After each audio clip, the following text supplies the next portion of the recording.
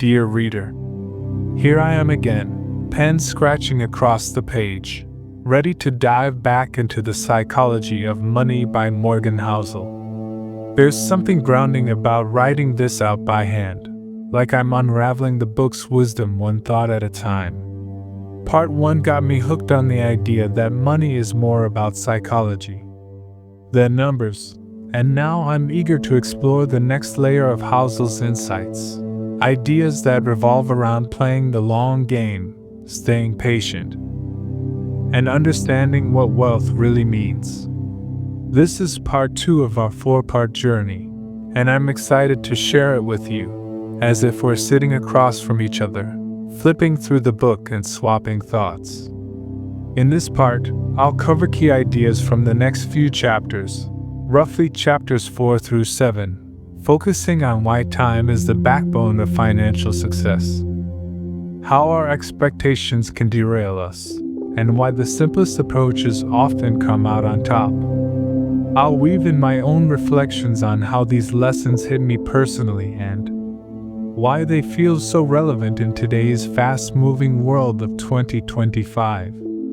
My goal is to keep this as warm and real as a handwritten note, capturing the heart of Housel's message while adding my own perspective. Let's dive in. Chapter 4: Getting Wealthy versus Staying Wealthy. One of the most eye-opening ideas in this part of the book is the difference between getting wealthy and staying wealthy. Housel argues that these are two distinct skills, and too many people obsess over the first while ignoring the second. Getting wealthy often involves bold moves, taking calculated risks, seizing opportunities, or riding a market wave. Staying wealthy, though, is about playing defense, protecting what you've built through discipline, caution, and a healthy dose of humility. Housel emphasizes the concept of a margin of safety, having a financial cushion to weather life's storms.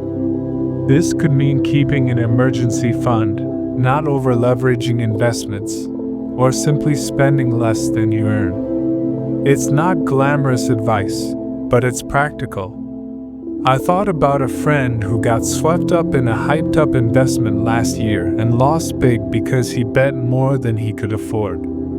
Housel would likely say he was great at chasing wealth but forgot how to protect it. This lesson is sticking with me. Building wealth is only half the game. Keeping it requires a different kind of focus.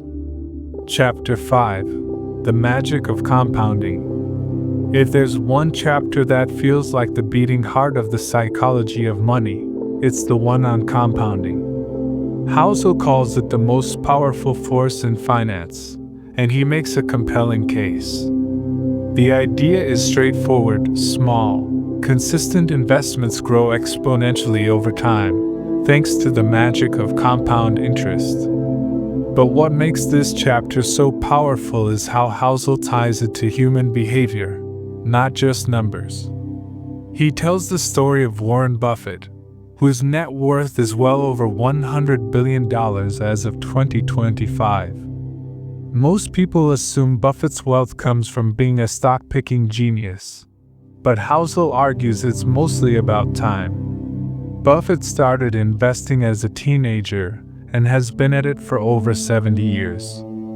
His secret isn't just picking great stocks, it's letting them grow for decades. Housel points out that most of Buffett's wealth came after age 50, showing how compounding rewards those who stay in the game. This hit me hard. I'm in my 30s, and I've often felt like I'm behind on saving or investing, like I need to make big moves to catch up. But Housel's message is comforting. You don't need to be a financial prodigy or have a massive income. You just need to start early, stay consistent, and let time do the heavy lifting. He shares a striking example. $1 invested at an 8% annual return grows to $5 in 20 years, $22 in 40 years, and nearly $150 in 60 years. It's not about how much you start with, It's about giving your money time to snowball. In 2025, this lesson feels like a lifeline. I've seen people chase quick wins, day trading, speculative ventures, or jumping on the latest financial fad, hoping for a fast fortune. But Housel's point is that the real wealth builders are unglamorous. They save a little every month, invest in simple, diversified options like index funds, and wait. It's not exciting, but it works. After reading this, I started rethinking my own approach, asking if I'm being patient enough or if I'm getting pulled into the get rich quick mindset that's so tempting today. Chapter 6: Tails You Win. Another standout idea is the concept of tails, the notion that a small number of events drive most of your results. In investing, business, or even life, outcomes often hinge on a few big wins or losses, not the day-to-day grind. This is what's known as a power law, or 80-20 rule. 80% of your wealth might come from just 20% of your investments.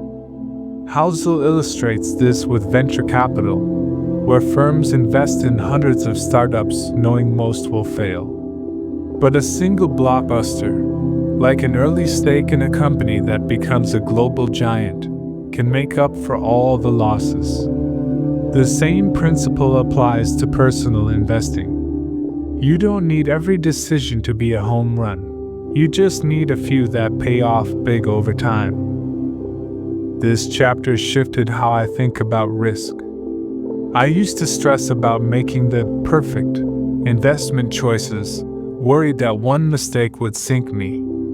But Housel says it's okay to be wrong a lot, as long as you're in the game long enough for the big wins to emerge. That's why diversification is so powerful. You're spreading your bets so that a few tail events can carry you forward. He warns against putting all your money into one idea, no matter how sure it seems, because even the best bets can flop. I thought about a friend who got lucky with a speculative investment a few years ago. Most of his picks didn't work out, but one big win made all the difference. Housel's lesson is to stay diversified and patient, because you never know which investment will be your tail.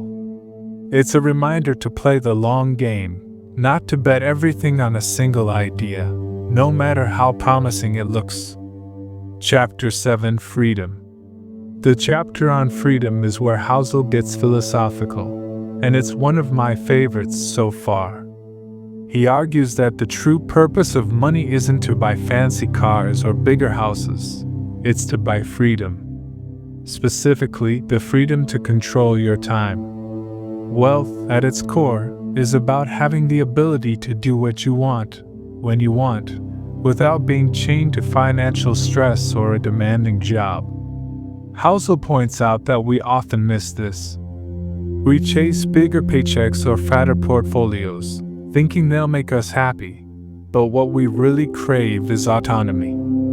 He shares data showing that people with modest wealth but high control over their time, like teachers, freelancers, or small business owners, often report higher life satisfaction than millionaires who are tethered to their work.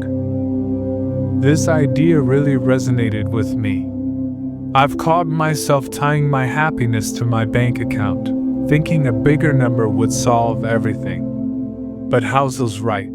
There's nothing like the feeling of owning your time. I've tasted this freedom in small ways, taking a day off to hike without worrying about bills, or saying no to a project that didn't feel right. Those moments are worth more than any luxury purchase that I in 2025. This message feels like a quiet rebellion against the grind. With gig apps, side hustles, and constant pressure to optimize every moment, it's easy to feel like you're always working. Housel's idea of wealth as time freedom is a reminder to set boundaries and prioritize what matters. For me, That's meant cutting back on unnecessary spending to build a bigger safety net, not because I want to be rich, but because I want the peace of mind to make choices that align with my values. Reflections on Part 2. As I scribble these thoughts, I'm struck by how Housel's ideas build on each other. Part 1 showed me that money is about psychology. Our behaviors and stories shape our outcomes. Part 2 takes it further, showing that time and patience are the engines that turn good behaviors into lasting wealth. Whether it's the slow magic of compounding, the luck of a few big wins, or the pursuit of freedom, Housel keeps coming back to one truth: wealth isn't about outsmarting the system, it's about outlasting it. What I love about these chapters is how Housel makes big ideas feel human. Compounding could be a dry math lesson, but he turns it into a story about patience. The tales concept could be technical, but he grounds it in examples we can all relate to. And the focus on freedom? It's a wake-up call to rethink what we're chasing. Housel avoids jargon and speaks to everyone, whether you're just starting out or managing a hefty portfolio. If I had to nitpick, I'd say some of the stories feel a bit simplified. Not everyone has decades like Buffett to let compounding work, and not every tail investment pays off. But I think that's intentional. Housel isn't giving a step-by-step guide. He's shifting your mindset. And it's working. I'm already looking at my finances differently, asking if I'm building for freedom or just chasing a bigger number. Why this matters in 2025. Writing this on August 3rd, 2025, I see Housel's lessons all around me. The world feels faster than ever, new investment trends, volatile markets, and constant pressure to keep up with rising costs. It's easy to get caught up in chasing quick wins, but Housel's focus on the long game is a grounding force. I think about friends stressed about missing out on the latest financial fad or juggling multiple jobs to stay afloat. Housel would probably tell them to slow down, save what they can, and trust the process. The chapter on freedom feels especially vital in a world where work-life balance is hard to find. With remote work and endless opportunities to monetize every moment, it's easy to feel like you're never off. Housel's idea of wealth as control over your time is a reminder to prioritize flexibility over flash. For me, that's meant rethinking my spending and saving habits, focusing on building a buffer that gives me choices, not just a bigger paycheck. Looking ahead, this is just part 2, and I'm already excited for what's next.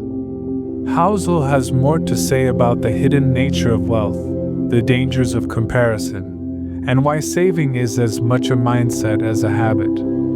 In parts 3 and 4, I'll dive into those ideas, share more personal reflections, and keep connecting the book to the world we're living in. For now, I'll leave you with this. Wealth isn't about how much you have, it's about how long you can keep playing the game.